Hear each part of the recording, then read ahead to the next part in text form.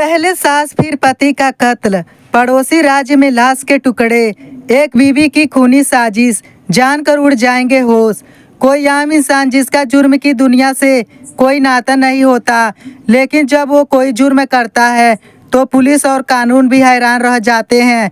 Crime कथा में इस बार आपको बताएंगे एक ऐसी सातिर महिला की कहानी जिसने एक नहीं दो कत्ल किए और कानून की आंखों में धूल झोंकती रही। कई ऐसे सातिर बदमाश और अपराधी होते हैं जो कानून से खिलवाड़ करने की कोशिश करते हैं, पुलिस को चकमा देते हैं, बार बार पुलिस के हाथ से निकल जाते हैं, वो सबूतों को मिटाते हैं, गवाहों को धमकाते हैं, लेकिन एक ना एक दिन ऐसा है जब वे पकड़े जाते हैं। ये तो बात रही पेशेवर अपराधियों की, लेकिन कई मामलों में ऐसा भी होता है कि कोई आम इंसान जिसका जुर्म की दुनिया से कोई नाता नहीं होता, लेकिन जब वो कोई जुर्म करता है तो पुलिस और कानून भी हैरान रह जाते हैं।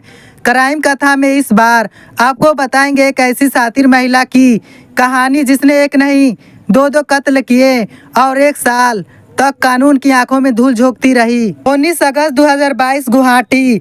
उस दिन एक परेशान महिला जिले के नुनमाटी पुलिस थाने में पहुंची।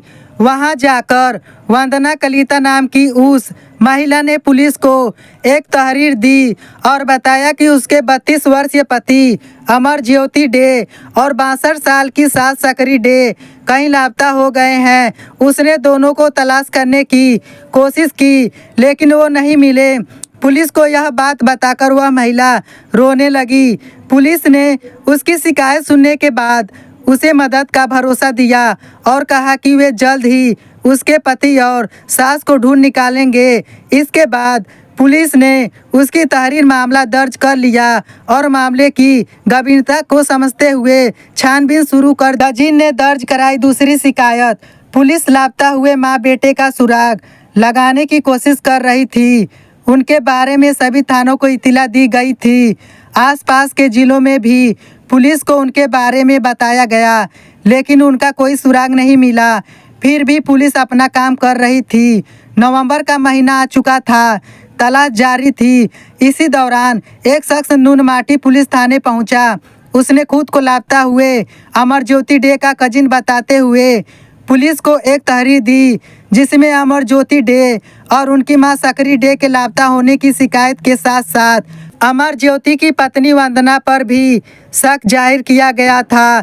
साथ ही तहरीर में वादी ने बताया कि कुछ दिन पहले उनकी लापता आंटी के बैंक खाते से पैसे निकाल गए थे।